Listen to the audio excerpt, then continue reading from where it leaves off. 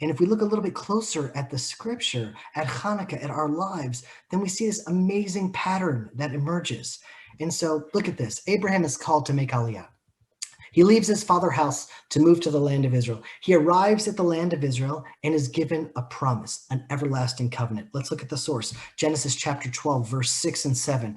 Abraham passed into the land as far as the site of Shechem until the plain of Moreh. The Canaanite was then in the land. Hashem appeared to Abraham and said, "To your offspring I will give this land." The base covenant of Israel happened where? It happened in Shechem. Very nice. So the place that Abraham's covenant was established was in Samaria, in Shechem. Look at what we find in this week's Torah portion. Joseph is sent by Jacob to check on his brothers that they're out with the sheep, and he travels quite a distance. Look where he ends up. Genesis chapter 37, verse 12, in this week's Torah portion. Now his brothers went to pasture their father's flock in Shechem. And Israel said to Joseph, "Your brothers are pasturing in Shechem, are they not? Come, I will send you to them." And he said to him, "Here I am, Hineni." So Joseph is meeting his brothers in the place of covenant, in the place the eternity of the kingdom was established, in the place the promise was supposed to manifest, in Shechem. What happened? We all know. The sale of Joseph was the first fracture in the nation of Israel. It's like a civil war of sorts broke out among the tribes of Israel, even though at this point they're just brothers, but it goes deeper than that. What started as a war between brothers evolves ultimately into a fractured kingdom. So the story goes, as King David passed, the tribes of Israel were united under David's son, Solomon. The temple existed in Jerusalem. The nations were streaming into Jerusalem to learn the ways of King Solomon and experience the Shekhinah in Jerusalem. It was the closest image we have of the Messianic era in the Bible itself. It's like right around 7th, 8th, 9th chapters of the book of Kings. Solomon passes away, and his son Rehavam becomes the king. And he makes some spiritual mistakes. He makes some political mistakes and alienates a lot of Israel. And the nation is fractured into two kingdoms, the kingdom of Judea and the northern kingdom of Israel. One kingdom led by Judah and one kingdom led by a descendant of Joseph. Look at this, Kings 1, chapter 12. This is really, I just kind of selected it, verses 1 through 25. So Rehavam went to where? Where did he go to? To Shechem. He went to Shechem, for all Israel had come to Shechem to make him king. He's right there back at the place of covenant. But thus Israel rebelled against the house of David this day. The kingdom split. Jeroboam built up Shechem. Jeroboam was the first king of the northern tribes of Israel. What does he build up? Shechem. The first fracture happened in Shechem. It continues into the kingdom of Israel. The fracture happens in Shechem. What are we celebrating now? Hanukkah. It's a pattern in time. It's a pattern in time, and it's a pattern in place. A fracture among brothers. A fracture in the nation of Israel.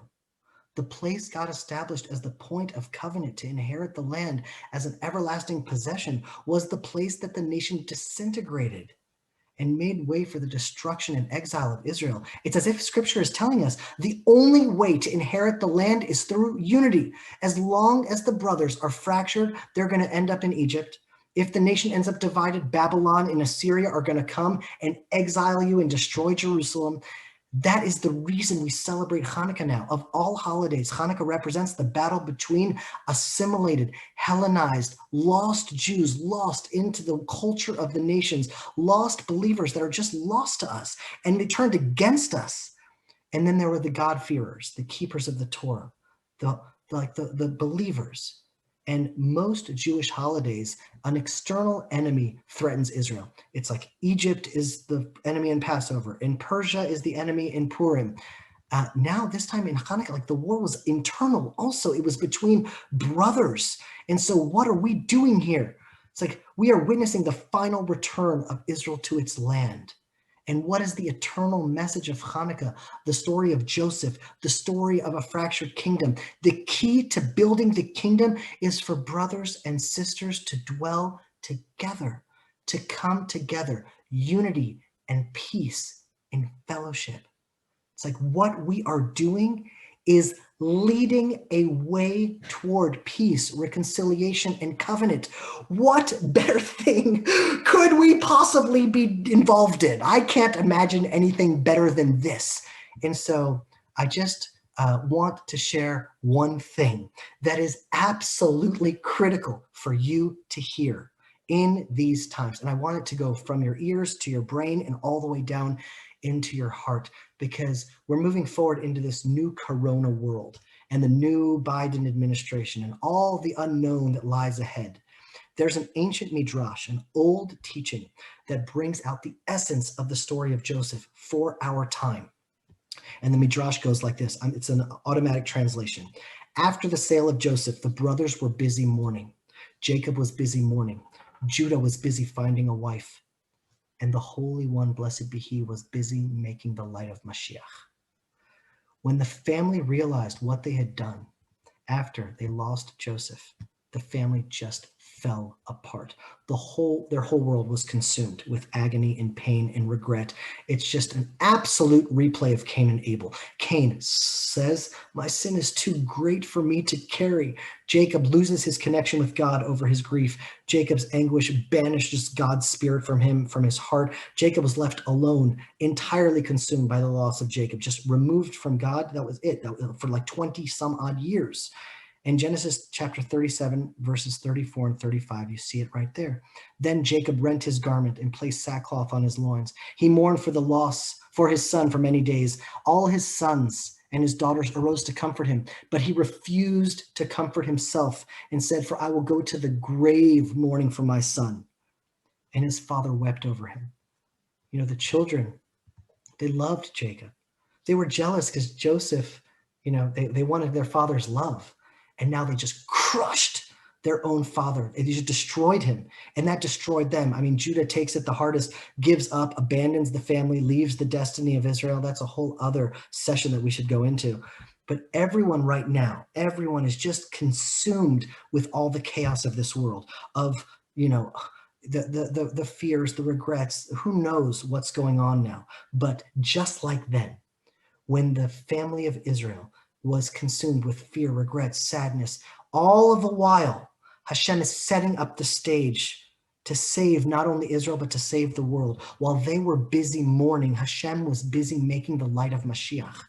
Friends, it's fair to call these times dark times, uncertain times. You know, I've never lived through a global pandemic before. I've never lived with the fear of a vaccine that may do more damage to the people who take it than the virus itself, the voter fraud. I mean, who knows what's going on right now? There are so many things that we could busy ourselves with, but I want you to know that if your eyes are open to it, Hashem is busy right now making the light of Mashiach. Over the Hanukkah weekend, 2 new peace deals were made with Israel, Morocco and Bhutan. I never even heard of this Southeast Asian country, Bhutan, before this peace deal. But Morocco has been a hostile enemy of Israel for decades. Do we see what's happening? It's like the whole world is busy with Corona. And one day we're going to open our eyes to an entirely different Middle East, to an entirely different world. I mean, it's like one country after another country after another country. All of a sudden, the whole world is transforming before our eyes. Everyone's so busy mourning over Joseph and mourning over Corona and mourning over the vaccine and mourning over China. And all of a sudden, behind the scenes, Hashem is literally creating the light of Mashiach right before our very eyes. We have not internalized the gigantic shifts that are happening for Israel right now. It's going to change history forever. The kingdom is rising up before our very eyes. So friends, stay strong. The light is coming. The blessing we make on Hanukkah, the candles, is Bayamim Hahem Bazman Haseh. Thank you, God, who performed miracles for our fathers in those days, in our times. Friends, that is the truest blessing in the world. That blessing is for us to know that nothing has changed. Just as God was with us in those days, he is with us in our times right now, in those days, in this time. And so I want to wish you all a happy Hanukkah. We could not do anything right now I mean, the coronavirus has locked us down, and somehow Hashem has made a way beyond ways. And we continue to build up the Arugot farm, and we continue to settle the land of Israel. And we're continuing to gather here with more and more members of our fellowship and more countries. And so you should know that you are blessed and that you are being watched. And Hashem is watching over all of us. And he is literally busy now making the light of Mashiach. And so I want to wish you all a happy Hanukkah, a Hanukkah Sameach, and know that you are literally blessed from Zion. My name is Jeremy Gimpel, and I live here in the mountains of Judea. And in these unprecedented times, I wanted to offer you a gift from the land of Israel. We've been here at the cutting edge of the Jewish return to the land of Israel. We've come to the place where King David first assembled his men and where he wrote most of the book of Psalms. We are quite literally transforming this desert mountain area into a Garden of Eden-like oasis. Watching prophecy manifest into reality, we felt called to reach out to the nations, to teach them lessons from the Bible in the original Hebrew, unlocking insights and understandings that you can only get if you read the text in its original language and from a Judean perspective. The prophet Zechariah spoke of a time that 10 men from all the nations will grab hold of the corner of a garment of a Judean man and say, "Take us with you, for we have heard that God is with you."